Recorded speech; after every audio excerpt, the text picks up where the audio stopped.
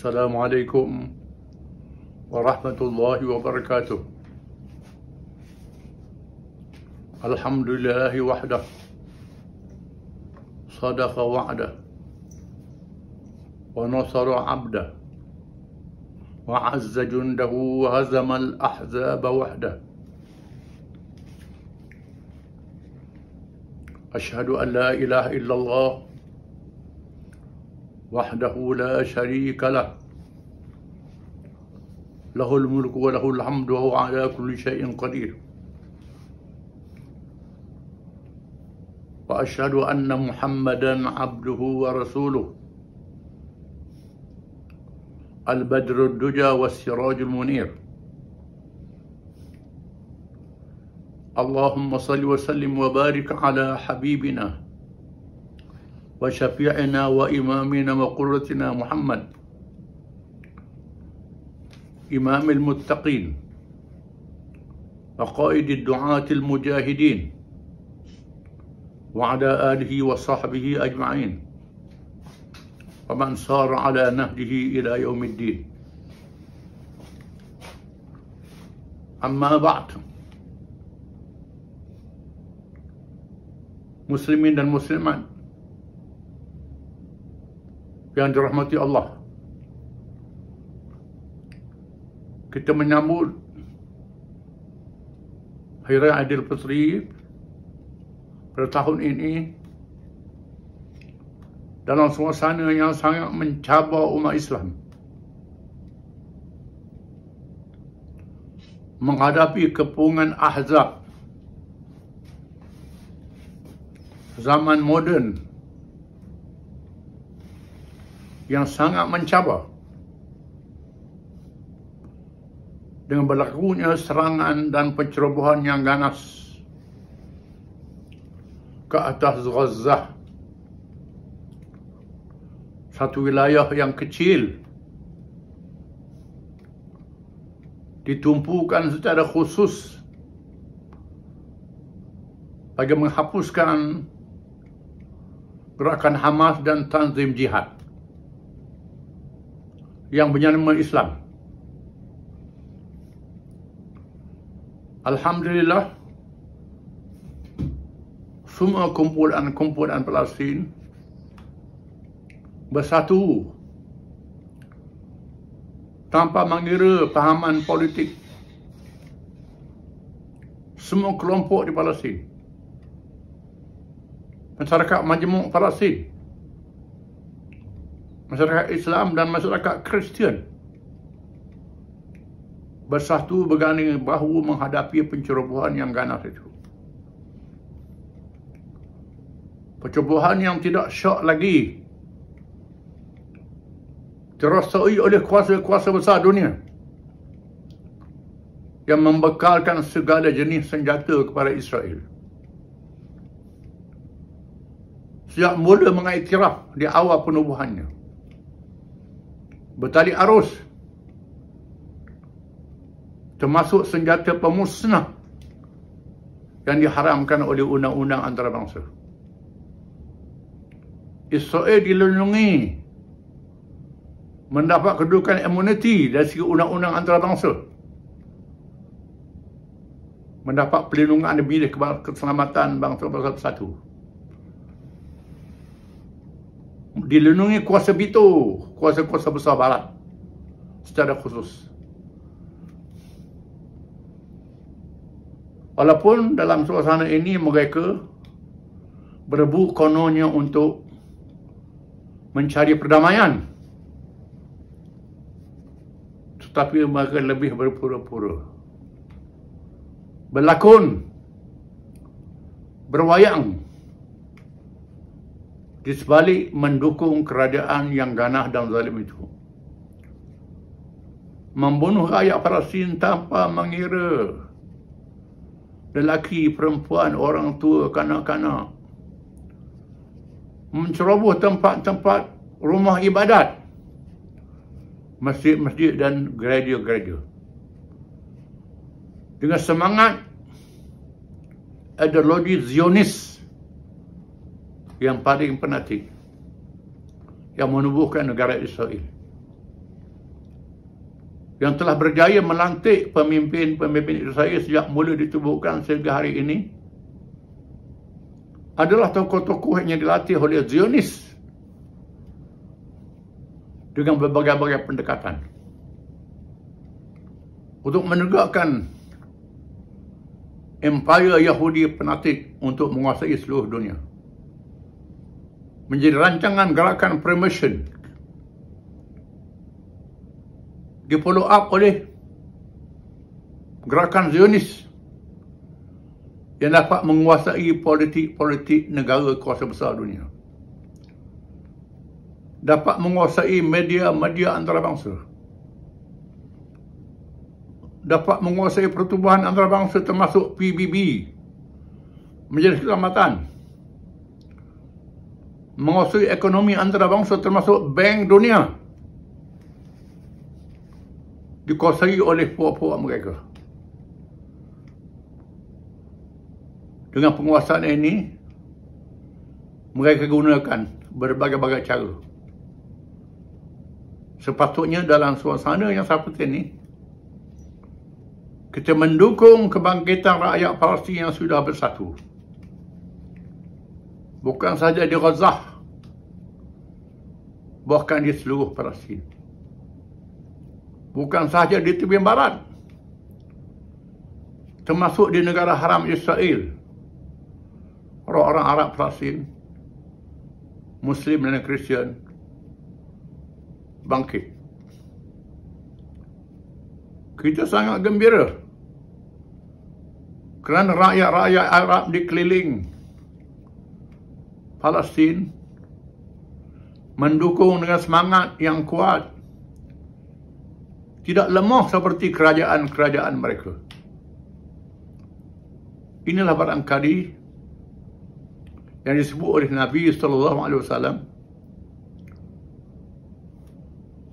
la tazalu ta'ifatun min ummati 'ala al-haqqi qa'imin la yadurruhum man qatalahum hatta ya'ti amrullah. Akan tetap ada satu kumpulan kalangan umat aku yang bangkit dengan gagah perkasa menegakkan kebenaran daripada Allah. Mereka tidak boleh dilunturkan semangat oleh orang-orang yang mengecewakan mereka. Sahabat bertanya, "Man hum ya Rasulullah?" Siapakah mereka? Jawab Nabi SAW, "Hum ashabu Baitul Maqdis wa aknafi Baitul Maqdis." Mereka ialah penduduk Baitul Maqdis dan keliling Baitul Maqdis. Zionis Israel telah tersilap langkah seperti mengusik sarang tabuan dengan menceroboh kawasan Syekh Jarrah, menghala penduduk Palestin dari rumah-rumah mereka untuk didiami oleh pendatang-pendatang Yahudi. Menceroboh Masjid Aqsa. Pendatang-pendatang ini diberi senjata. Dibenarkan menggunakan senjata. Dilindungi oleh polis dan tentera Israel. Sedangkan orang-orang Arab berlawan dengan tangan kosong, tak ada senjata. Dengan batu, mereka tidak menyerah kalah. Mereka ingat boleh kalahkan kumpulan yang bangkit ini. Membenarkan apa yang dinyatakan oleh Nabi SAW. Kita melihat sudah ada demonstrasi di Jordan, demonstrasi di Lebanon, kebangkitan di Syria, di Mesir, di keliling Palestin untuk mendukung. Sehingga ini beberapa negara sahaja yang menyokong secara terbuka untuk menyokong Palestin menentang penyebuhan Israel. Yang paling terbuka ialah Republik Islam Iran. Diakui oleh Palestin membekalkan segala senjata dan kewangan. Bahkan membekalkan pemimpin tentera mereka untuk membantu Palestin. Saya suka membaca. Termasuk pemimpin itu, Syahid Mustafa Shafran, Qasim Sulaimani, Abu Mahdi Muhandis. Mereka terlibat secara langsung dalam perang di Palestin. Adapun mereka yang bergelar Ahli Sunnah wal Jamaah, terdapat kalangan Ahli Sunnah wal Jamaah, bukan semua, segelintir saja, tetapi menjadi alat kepada kerajaan-kerajaan yang ditubuhkan oleh perjanjian Sykes-Picot. Kerajaan mendapat hadiah perjanjian Sykes-Picot selepas kedatangan Osmania. Kerajaan ini sangat mengenang jasa kepada kuasa-kuasa besar yang meletakkan mereka di atas takhta dan singgasana. Memerintah diberi kekayaan keuangan dengan kemudahan teknologi barat untuk memeras hasil-hasil bumi yang kaya raya itu. Diberi duit, kekayaan dan kemewahan.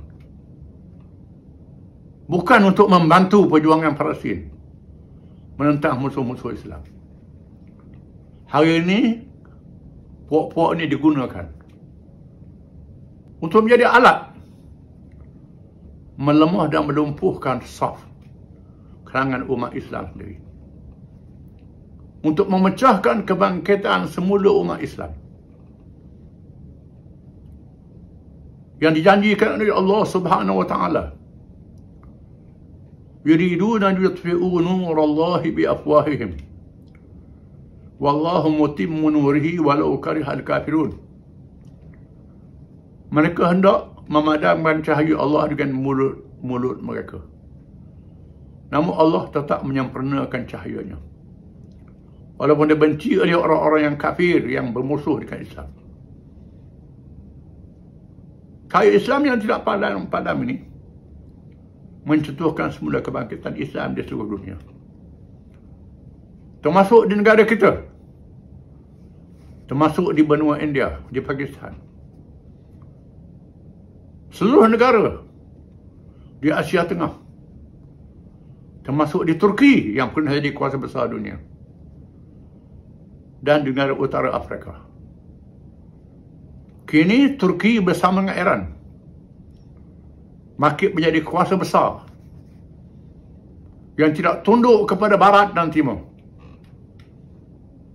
Kita mengharapkan Iran dan Turki menggabung kekuatan Islam untuk menghadapi cabaran baru ini.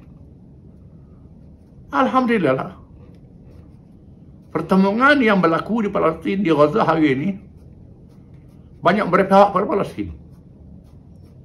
Israel gagal menundukkan Hamas dan Tanzim Jihad. Apa yang berlaku ialah serangan udara secara bertubi-tubi dan bertali arus, dan dibalas oleh Palestin. Semua kemudian Palestin menggunakan senjata yang diberi mereka, melancarkan serangan balas ke dalam Israel. Apa yang tak dapat dibuat selama ini? Ini adalah serangan udara saja. Yang menjadi penentu kepada peperangan menang dan kalah ialah peperangan darat. Kita menunggu perang darat bila berlaku. Kita nampak bagaimana Israel teragak-agak dan takut untuk melancarkan serangan darat. Mereka takut terperangkap dengan senjata-senjata yang canggih yang dipunyai oleh Palestin. Belum lagi Iran, Turki yang ada di Syria, di Lebanon. Belum lagi. Yang di Palestin mereka sudah tidak boleh mengatasi apa yang disebut sistem pertahanan kubah besi untuk melindungi Israel dari serangan roket, ditembusi oleh serangan-serangan Palestin dengan senjata yang canggih. Dengan sebab itu, kemungkinan besar berlaku usaha gencatan senjata oleh mereka dan kuasa-kuasa besar dunia mempengaruhi negara-negara Islam, negara Arab supaya menerima gencatan senjata. Tujuannya bukan untuk damai, untuk menyelamatkan Israel yang ganas. Usaha yang dijalankan sekarang. Kita mengharapkan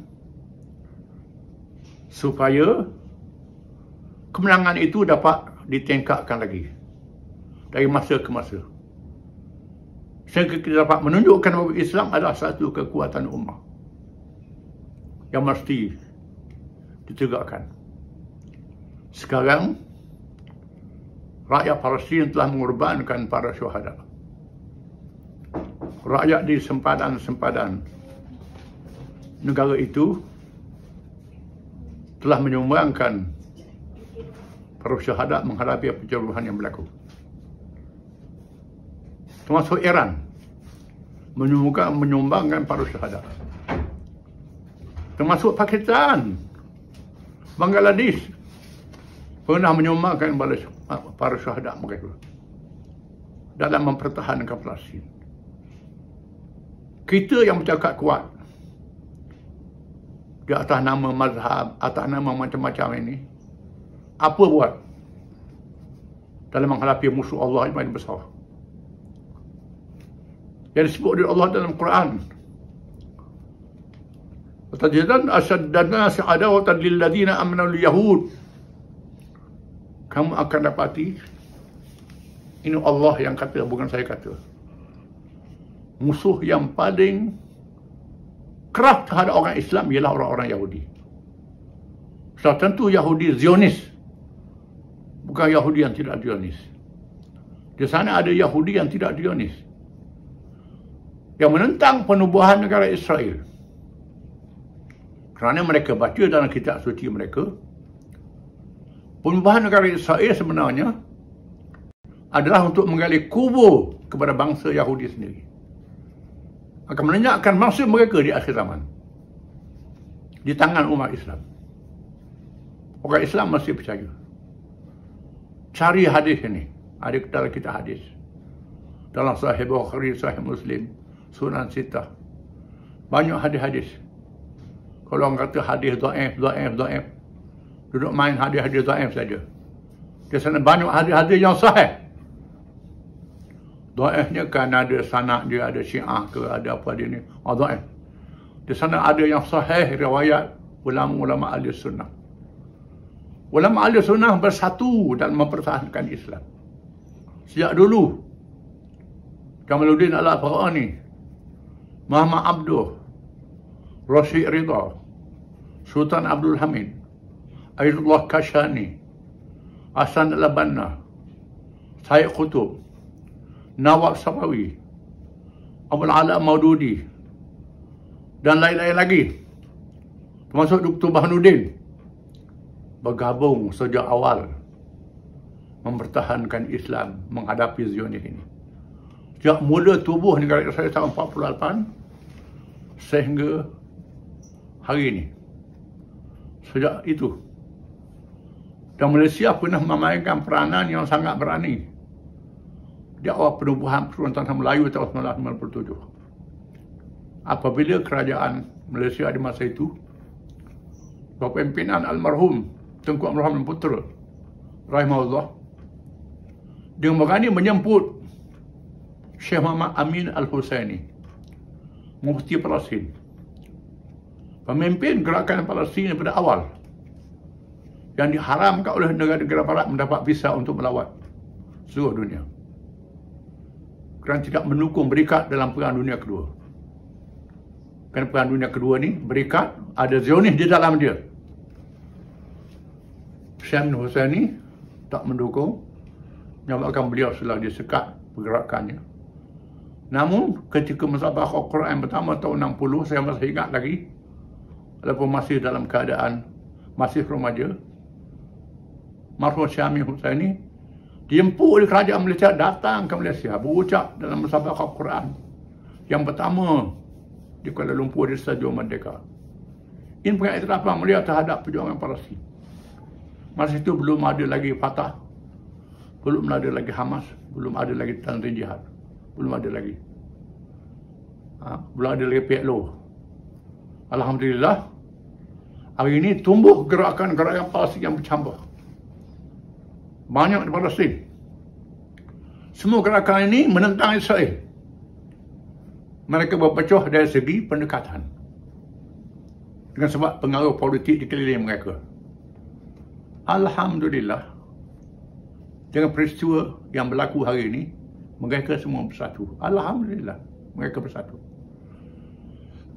Dan kita harap supaya kerajaan Islam termasuk kerajaan Malaysia bangkit dengan proaktif menyokong perjuangan Palestin mempertahankan kedaulatan, mempertahankan syakhsiyah, menentang musuh yang paling besar dalam sejarah manusia, iaitulah kaum Zionis Yahudi yang membunuh nabi-nabi dan rasul-rasul alaihi wassalatu wassalam.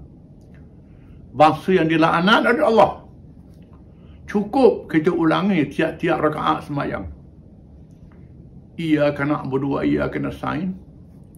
Ihdinas siratal mustaqim. Siratal ladzina an'amta 'alaihim ghairil maghdubi 'alaihim waladdallin. Wahai Tuhan kami, tunjukkanlah kami ke jalan yang betul istiqamah. Jalan orang yang telah Engkau beri nikmat ke atas mereka. Iaitulah jalan Nabi-Nabi, Siddiqin, Syuhada dan Salihin.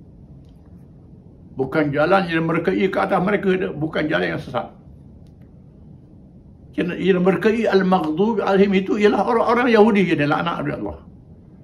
Kita ulangi tiap-tiap rakaat solat. Termasuk solat jenazah yang tak ada rakaat.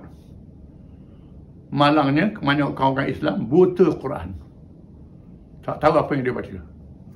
Kalau dia sedar perkara ini, sudah tentulah bangkit semangat dia semula dengan peristiwa yang berlaku ini.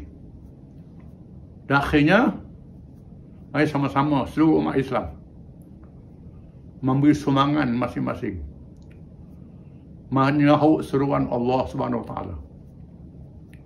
وما لكم لا تقاتلون في سبيل الله والمستضعفين من الرجال والنساء وذوي الولدان الذين يقولون ربنا أخرجنا من هذه القرية الظالم أهلها واجعل لنا من لدنك وليا واجعل لنا من لدنك نصيرا. Tuhan berfirman, apa yang menyebabkan kamu tidak bangkit untuk berperang pada jalan Allah untuk menyahut rintihan? Mereka merayu kerana mereka lemah. Wahai Tuhan kami, mereka daripada lelaki, perempuan, kanak-kanak berdoa pada Allah.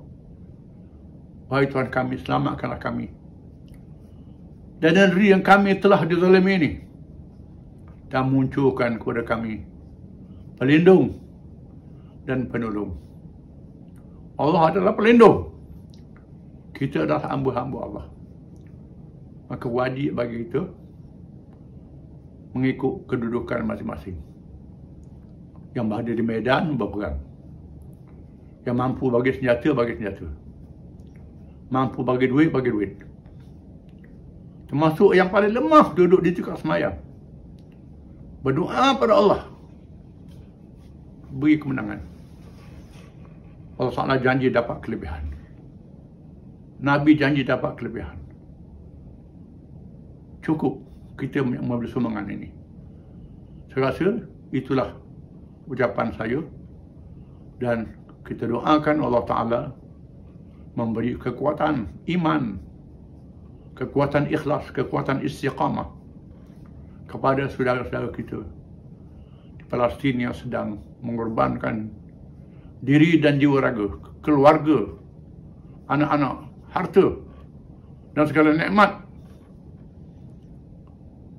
Termasuklah bekan air pun putus. Ini pengorbanan. Allah Ta'ala terima. Segala sumbangan diterima para syuhada mereka. Disembuhkan orang-orang yang luka dan cedera, yang sakit, dirahmati yang meninggal dunia, dan dibinasakan musuh-musuh Allah di kalangan orang-orang bukan Islam dan orang-orang munafik yang berkeliaran di kalangan Islam. Cukup sekadar itu. Wabillahi taufiq wal hidayah. Wassalamualaikum warahmatullahi wabarakatuh.